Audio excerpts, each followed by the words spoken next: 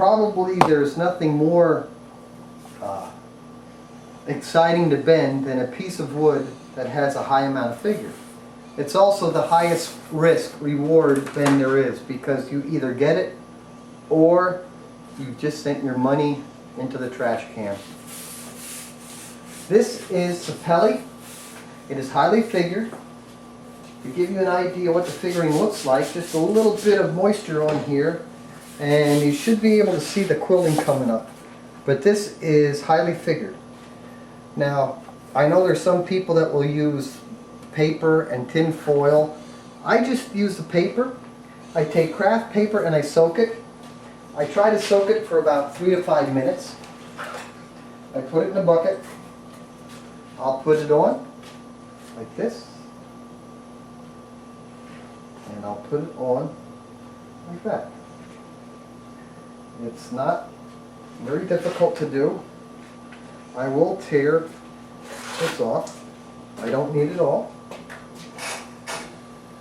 So as you can see, I have wood in my paper. My paper, I want to make sure is well saturated all over. Now the paper is more of a carrier for the water than it is anything else. But that's basically an anti-scorching agent. If I let this wood dry out during the bending process, the case hardening happens, the wood gets hard, and at that point you really run the risk of cracking. In order to really saturate a piece of wood with water, you would have to soak this thing for hours upon hours. That water does not penetrate the wood all that much.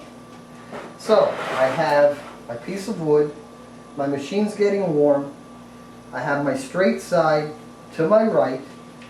I put it into the machine just like I did with all of the others. It's nothing out of the norm. The only difference is that when we go to do our drying time, it's going to take a little bit more time because we have so much water. The temperature will actually, if you watch it on the thermometer, you're going to know when you dry out because it's going to spike. I can watch this, my temperature is actually going to stay rather cool, like 250 degrees to 270. That is one reason why I like to put my thermometer between the top slat and the blanket so I know how hot the blanket actually is. The wood is only going to get so hot. I have my piece of wood in my machine. I have it situated right where I want. My thumb is representing the back of the guitar, and when I bring it down here, I'm right about at the end, so I'm squeaking it out a little bit more, and I'm happy with that. Now I'm going to let this go. It's at 236 degrees. Give a little bit more waist twist.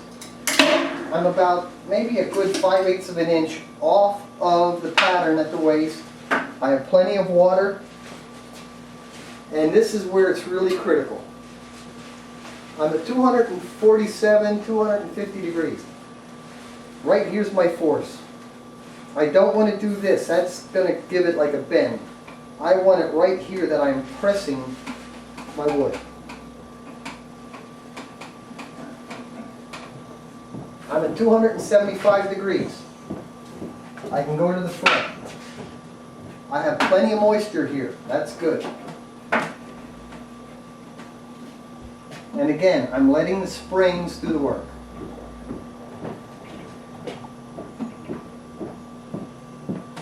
I don't know if you can see it, but we're steaming like a little tea kettle.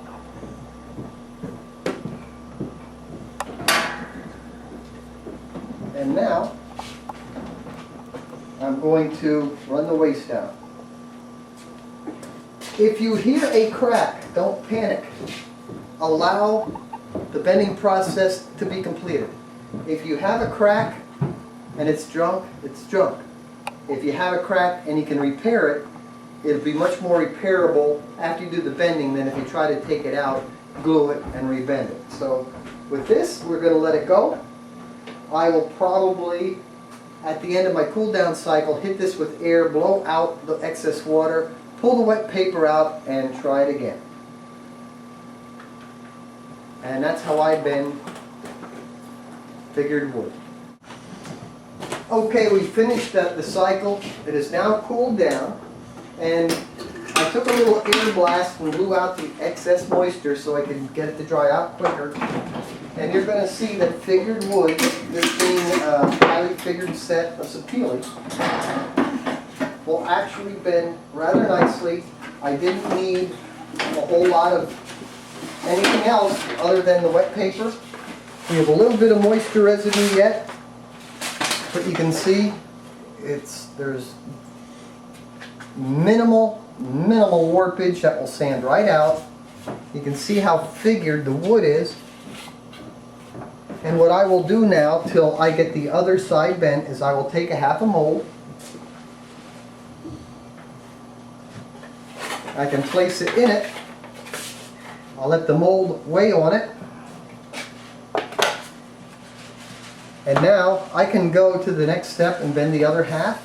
And there I have a figured piece of wood bent strictly by using wet craft paper. You can use any paper at all as long as it was saturated. I don't recommend paper towel. So as you can see, it's a simple process. I hope that you've learned a little bit from me, and if I help make your building a little bit easier, that is what I want to do.